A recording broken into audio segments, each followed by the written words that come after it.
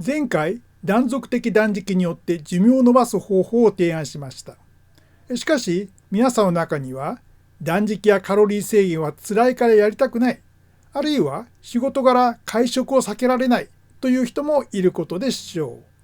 う。そういう人のために、断食やカロリー制限なしでも、食べることで同じような効果をもたらすカロリー制限模倣物質の研究が進んでいます。カロリー制限模倣物質の候補はたくさんあるのですが、今回はその中でも代表的なカロリー制限模倣物質を含め、かつ簡単に入手できる食物を紹介したいと思います。第1章、医薬品で寿命を延ばせるか。最初に発見されたカロリー制限模倣物質は 2-デオキシ D グルコースで1998年のことです。これは解凍抑制のある抗がん剤でグルコース不足をもたらすことでカロリー制限と同様の効果を生むのですが、ラットを用いた実験でしんどく性が指摘され、それを避けるために低用量でしか使えません。その後、これよりももっと安全で効果的なカロリー制限模倣物質の候補が続々と発見されました。カロリー制限模倣物質はカロリー制限のプロセスのどこを模倣するかによって2つの類型に大別できます。カロリー制限はグルコース不足をもたらし、サーチュイン遺伝子と AMPK を活性化させ、それがさらに高老化カスケードを発現させ、成長促進カスケードを抑制することを前回のビデオで説明しました。このプロセスのうちグルコース不足を模倣する物質が上流型であるのに対して、そこから先のシグナル伝達のカスケードを引き起こすカロリー制限模倣物質は下流型に分類されます。カロリー制限模倣物質にどのようなものがあるかを具体的に見ていきましょう。この表は2022年に公表された老化治療薬候補ランキングです。FDA、米国食品医薬品局承認の医薬品のうち、老化治療薬として有望なカロリー制限模倣薬をスコアで評価し、順位付けたものです。満点でランキング1位となったのは SGLT2 阻害薬で、2位となったのはメトホルミンです。メトホルミンのスコアが SGLT2 阻害薬より低くなったのは否定的な結果が出た動物実験があったからに過ぎません。人に関しては SGLT2 阻害薬に勝るとも劣らぬ結果を出しています。この2つが最も有望な老化治療薬の候補と言えます。SGLT2 阻害薬は腎臓において糖を尿細管に再吸収させる SGLT2 の働きを阻害することで糖を尿として排泄させ、血糖値を下げる糖尿病治療薬です。SGLT2 阻害薬はグルコース不足によってサーチュイン遺伝子を発現させるので、上流型のカロリー制限模倣薬であると言えます。2019年のメタアナリシスによると、SGLT2 阻害薬投与のオッズ比は、主要心疾患で 0.86、全原因死亡率で 0.85 と、いずれも優位に1を下回ったので、カロリー制限模倣効果があると言えます。メトホルミンは AMP キナーゼの活性化を介して血糖値を下げる糖尿病治療薬で、下流型のカロリー制限模倣薬です。2019年の別のメタアナリシスによると、メトホルミン投与の調整ハザード比は、心血管死亡率で 0.81、全原因死亡率で 0.67 といずれも優位に1を下回りました。メトホルミンは単に糖尿病や心疾患の改善に役立つだけでなく、がん、パーキンソン病、アルツハイマー病、自己免疫性炎症性疾患など、加齢とともに増加する傾向がある様々な疾患の予防と改善に役立つ可能性が指摘されています。このため、多くの人からカロリー制限模倣薬候補の最右翼と目されています。それなら寿命を延ばすために今からメトホルミンや SGLT2 阻害薬を服用しようと思う人もいるかもしれません。しかしメトホルミンや SGLT2 阻害薬が糖尿病をはじめとする疾患のある患者の寿命を延ばすとしても、そうした疾患を持たない健常者の寿命まで延ばすかどうかまだ分かりません。しかも、これらは医薬品として扱われるだけあって、使い方を誤れば重大な副作用を引き起こす可能性があります。例えば、メトホルミンには下痢、悪心、食欲不振、腹痛などの副作用があり、特に腎機能低下時や脱水時にメトホルミンを服用すると乳酸アシドーシスにより死に至る場合があります。また長期にわたって服用するとビタミン B12 欠乏症になる可能性があります。SGLT2 阻害薬の場合、尿路・性器感染症に加え、重症低血糖、ケトアシドーシス、脳梗塞、全身性皮疹などの重篤な副作用も報告されており、安易な使用は禁物です。現在、テームというメトホルミンの抗老化作用を調べる全米規模の臨床試験が行われています。将来、老化が病気と認定され、メトホルミンなどのカロリー制限模倣薬が老化治療薬として処方される時代が来るかもしれません。しかし、それには時間がかかります。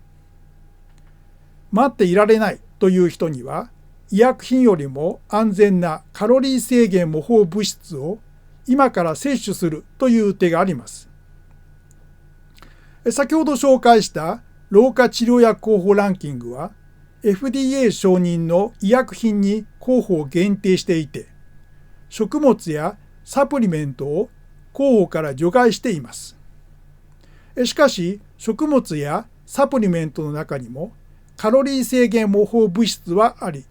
かつその多くは安全に摂取できます。そこで次に、サプリメントで有望な候補がないのかを考えましょう。第2章、サプリメントで寿命を延ばせるか。食物に含まれるカロリー制限模倣物質の中で最も有名で最も研究されているのがレスベラトロールです。レスベラトロールは1939年にバイケイソウから初めて発見され、1988年にはブドウの果皮からも見つかり、1992年にはワインからも見つかりました。ワインはブドウから作られるのですから、当然といえば当然ですが、この年からレスベラトロールが注目されるようになりました。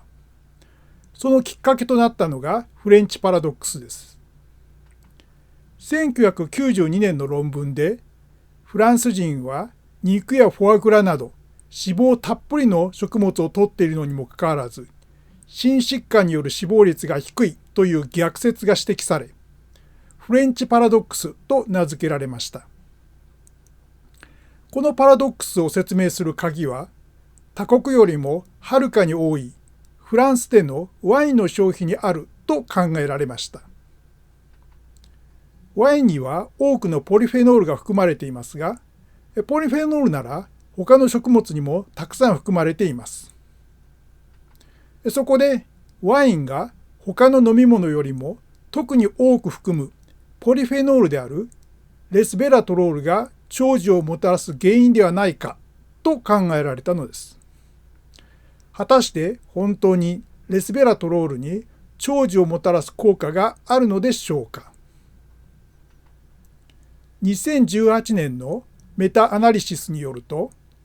レスベラトロール投与群の対象群と比較した標準化平均差は、体重でマイナス 0.17、死亡量でマイナス 0.32、女死亡量で 1.21 でした。つまり、レスベラトロールは体重や死亡量は減らすものの、死亡以外の筋肉量などは逆に増やしたということです。2019年のメタアナリシスによると、レスベラトロールを10週間以上、500mg 以上投与した処置群の対象群と比較した標準化平均差は、グルコースのレベルでマイナス 1.73、腹囲でもマイナス 1.73 でした。よって、レスベラトロールにはカロリー制限模倣物質としての一定の効果があると言えます。しかし、レスベラトロールにも生体利用率が低いという短所があります。ラットで 20% 程度で、人では 1% 未満です。よほどの高容量投与でないと効果が現れません。高容量投与でも副作用がないとはいえ、あまりにも非効率です。そこで近年、レスベラトロールの類塩体でありながら、レスベラトロールよりも3倍から4倍生体利用率が高いプテロスチルベンが注目されています。プテロスチルベンとレスベラトロールとの違いを構造式で説明しましょう。プテロスチルベンでは、レスベラトロールの2つのフェノール性水酸基がメチル化されて、メトキシ基に置換されています。プテロスチルベンはメトキシ基ゆえに油に溶けやすく、そのためレスベラトロールよりも体内にとどまる時間が長く、生体利用率が高いのです。なお、レスベラトロールはポリフェノールですが、プテロスチルベンはそうではありません。ポリフェノールとはその名の通り、複数のフェノール性水酸基を持つ化合物の総称です。プテロスチルベンは一つしか持っていないので、条件を満たしません。だからといって、カロリー制限模倣機能が劣るということはありません。それゆえ、カロリー制限模倣物質という観点からすると、ポリフェノールという概念は狭すぎます。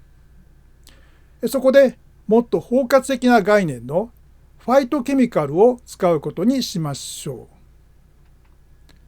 う。ファイトケミカルのファイトは、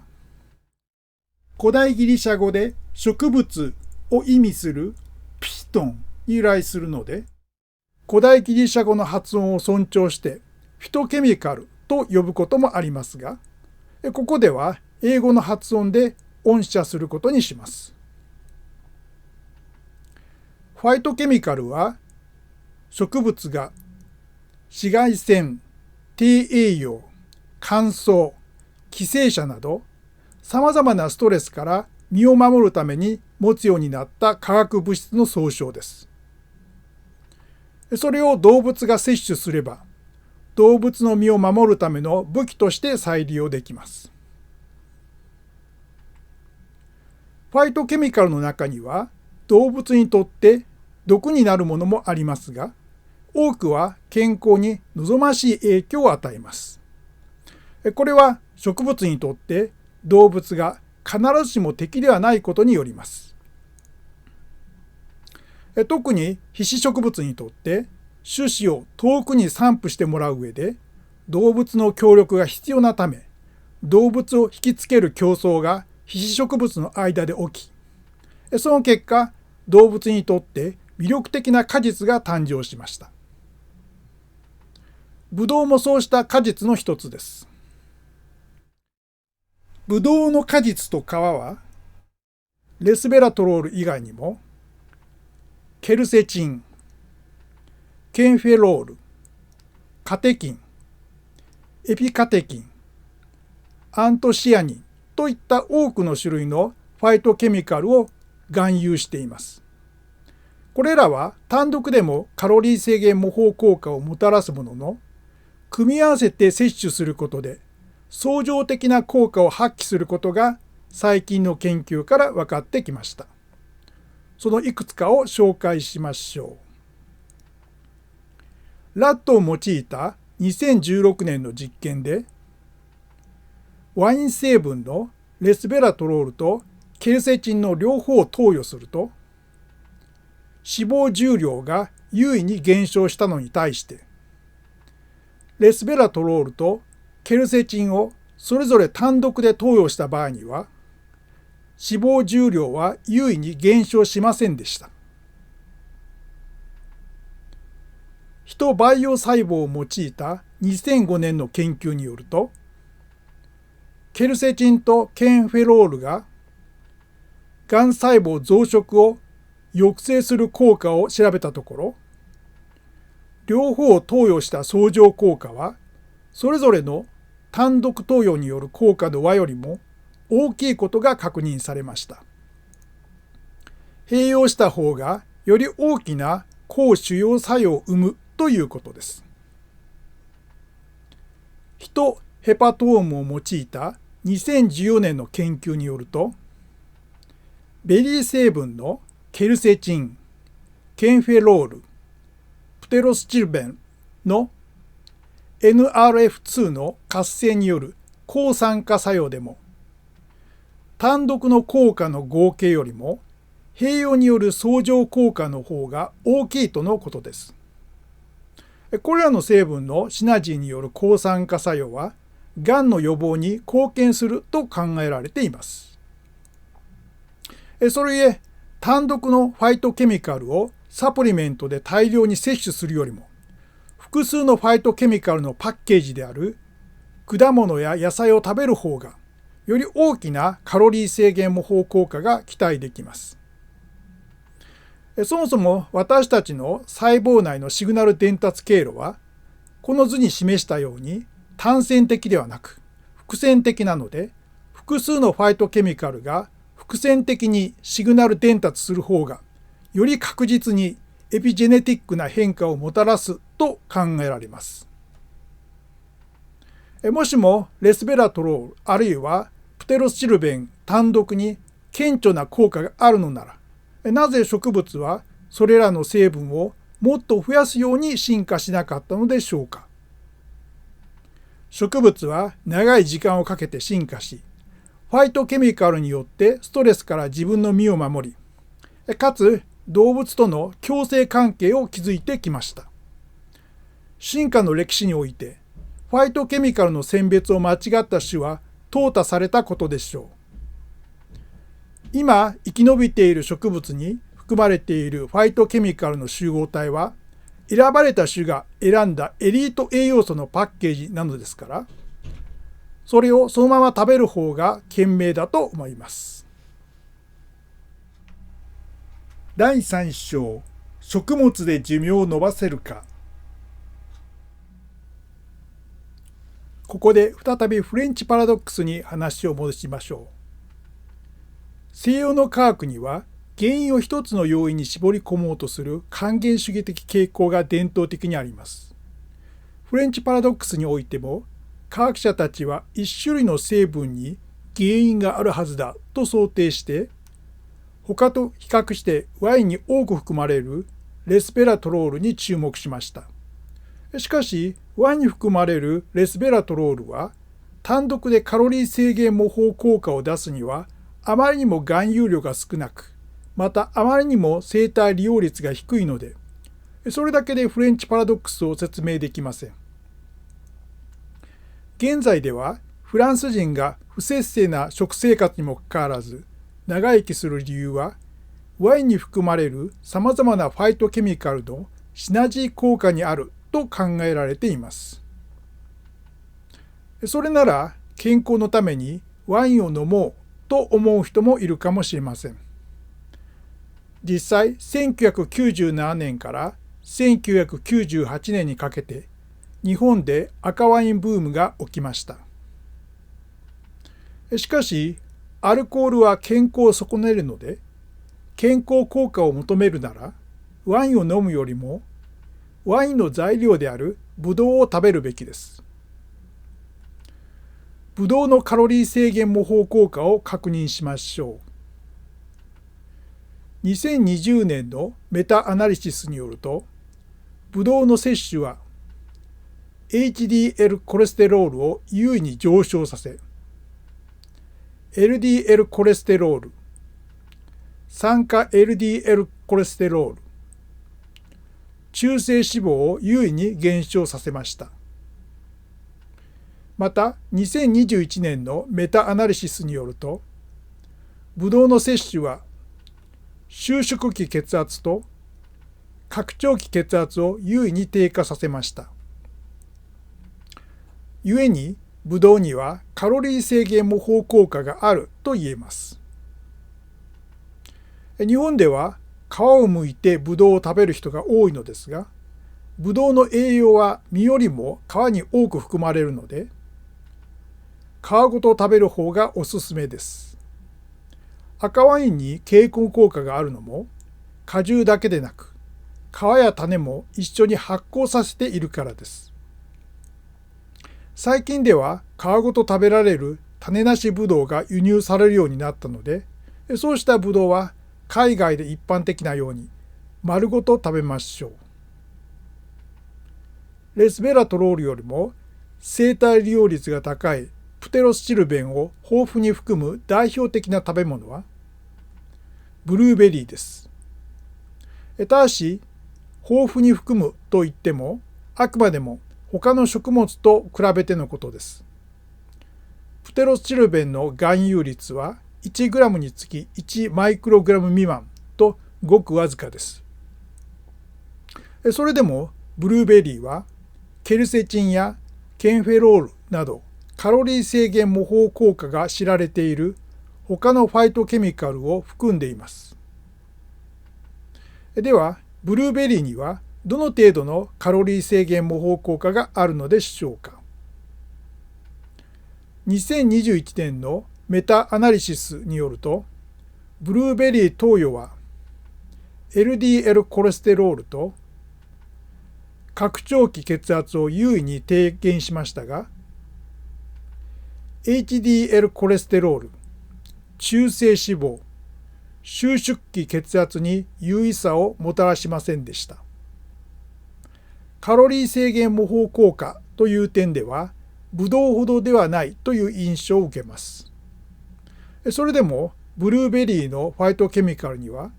抗腫瘍作用も期待されていて、決して食べて無駄な果物ではありません。多くの人はブルーベリーをブルーベリージャムとして摂取していますが、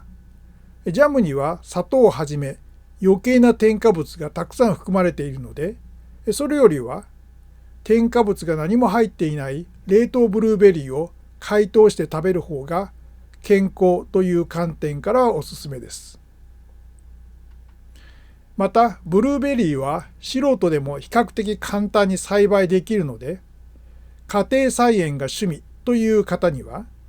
自宅で育てて食べるという手もあります。レスベラトロールやプテロスチルベンと同様に、単独でサプリメントとしても販売されているファイトケミカルにケルセチンがあります。ケルセチンを多く含有する代表的な食物は玉ねぎです。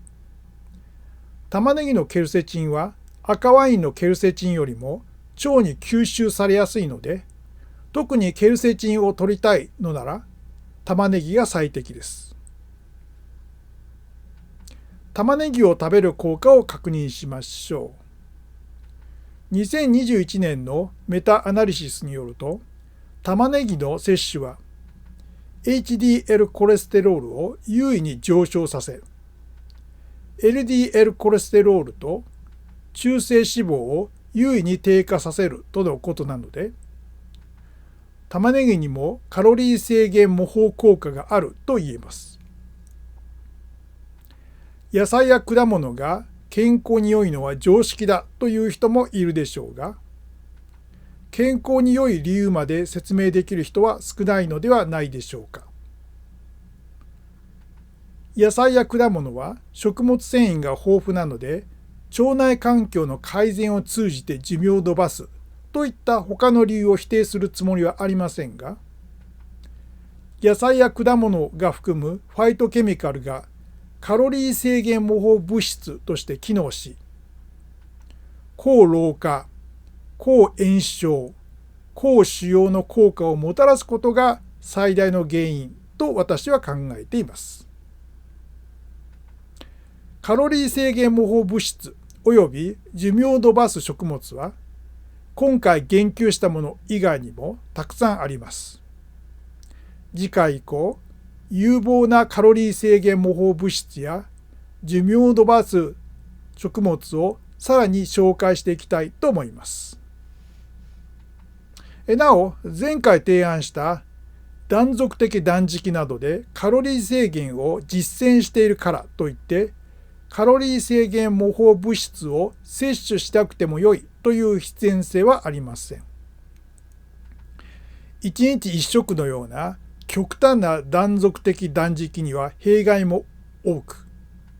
かつ個々のカロリー制限模倣物質の効果は限定的なので、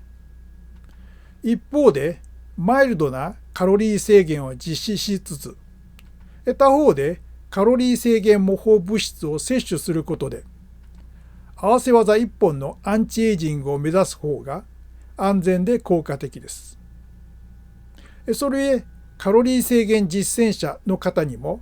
引き続きこのチャンネルを視聴し続けていただければと思います。このコンテンツは一般的な情報の提供を目的としています。一般に健康に良いとされる方法が個別にも最適とは限らないので、個別での実践に際しては、個別事情に詳しいかかりつけ医等に相談してください。このチャンネルでは、私のコンテンツに興味を持ってくださる方に更新情報をお知らせする長井俊也ニュースレターというメールマガジンを配信しています。登録するには japanese.nagaitoshia.com にアクセスしてください。完全無料でいつでも登録を解除できるのでお気軽に試してください。